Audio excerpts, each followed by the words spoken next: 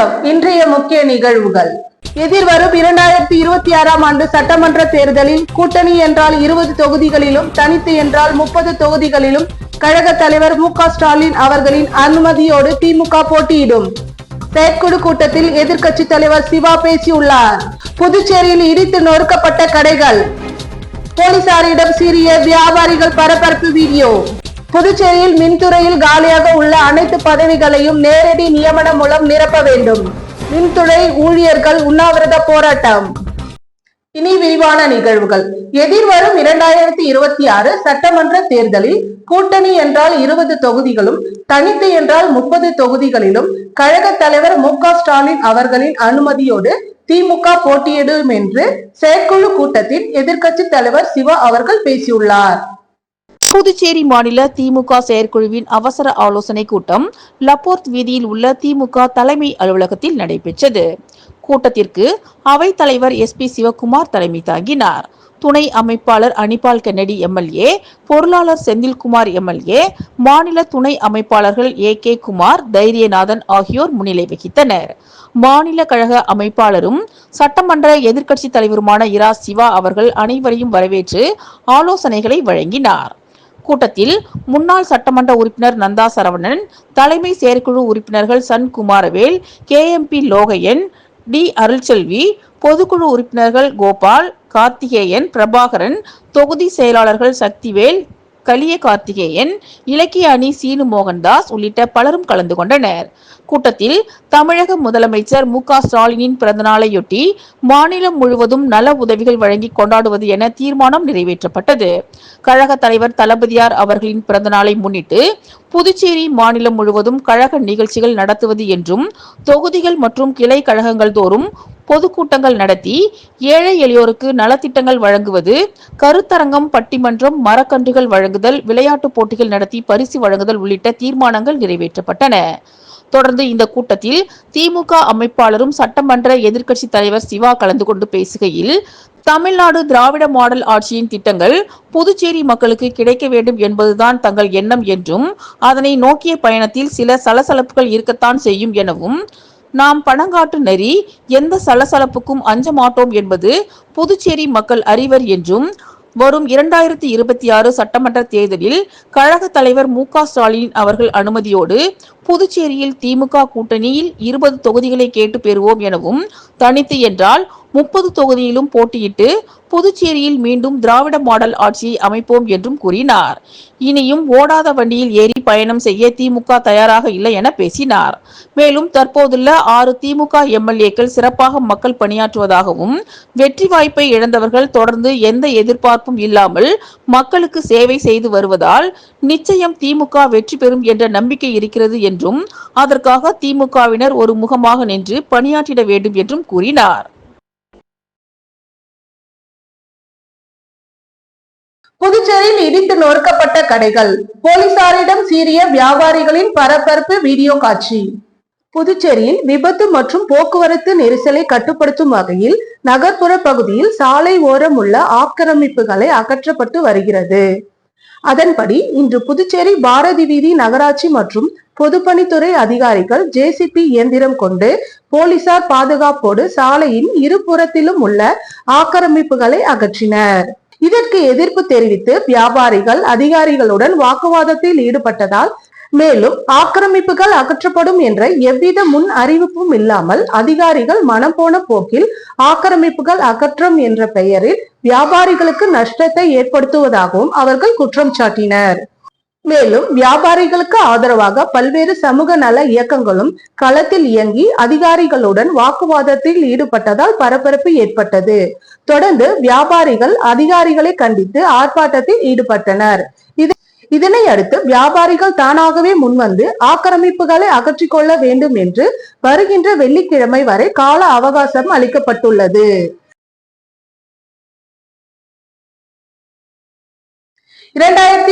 ஆண்டு சென்னை உயர் நீதிமன்ற வளாகத்தில் நடைபெற்ற வன்முறையை கண்டித்து கருப்பு தினமாக கடைபிடித்து புதுச்சேரி வழக்கறிஞர்கள் கருப்பு பேஜை அணிந்து பணியை புறக்கணிப்பில் ஈடுபட்டனர். கடந்த 2009ஆம் ஆண்டு பிப்ரவரி மாதம் 19ஆம் தேதி சென்னை உயர்நீதிமன்றத்தில் நடைபெற்ற வன்முறை செயலை கண்டித்து ஒவ்வொரு ஆண்டும் பிப்ரவரி மாதம் 19ஆம் தேதி கருப்பு தினமாக அனுசரிக்கப்பட்டு வருகிறது. இதன் ஒரு பகுதியாக இன்று புதுச்சேரி வழக்கறிஞர்கள் கருப்பு பேட்ஜ் அணிந்து பணியை புறக்கணிப்பில் ஈடுபட்டனர். புதுச்சேரி வழக்கறிஞர்கள் சங்க தலைவர் ரமேஷ் தலைமையில் நடைபெற்ற பணி புறக்கணிப்பு போராட்டத்தில் 14 நீதிமன்றத்தை சேர்ந்த சுமார் 1500க்கும் மேற்பட்ட வழக்கறிஞர்கள் ஈடுபட்டனர். வழக்கறிஞர்களின் பணி புறக்கணிப்பால் போராட்டத்தில் நீதிமன்றத்தின் பணி வெகுவாக பாதிக்கப்பட்டது.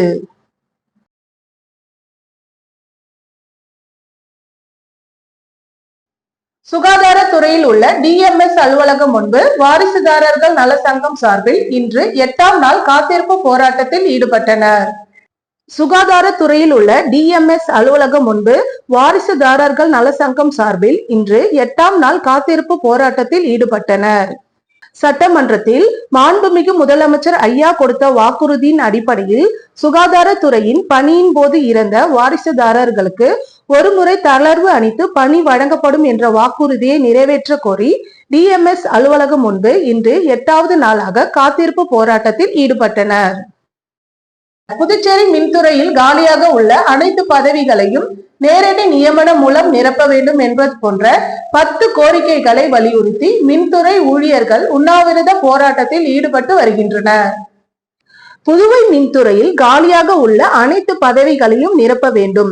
மின்துறையில் பணியாற்றும் பொறியாளர்கள் மற்றும் தொழிலாளர்களுக்கு அனைவருக்கும் பதவிக்கான பணி நிரந்தரம் செய்ய வேண்டும்.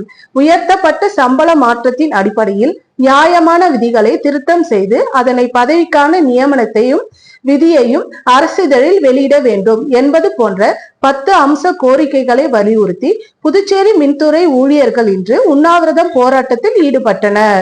ஊழியர் சங்க தலைவர் வேல்முருகன் உப்பளம் தலைமை அலுவலகத்தில் நடைபெற்று வரும் உண்ணாவிரத போராட்டத்தில் மின்துறையில் பணிபுரியும் சுமார் 100க்கும் மேற்பட்ட ஊழியர்கள் கலந்து கொண்டு கோரிக்கைகளை வலியுறுத்தி கண்டன கோஷங்களை எழுப்பினர். கழகத்தின் நிறுவன தலைவர் சாமி ராமலிங்கம் அவர்களின் 7ஆம் ஆண்டு நினைவேந்தல் நிகழ்ச்சி நடைபெற்றது.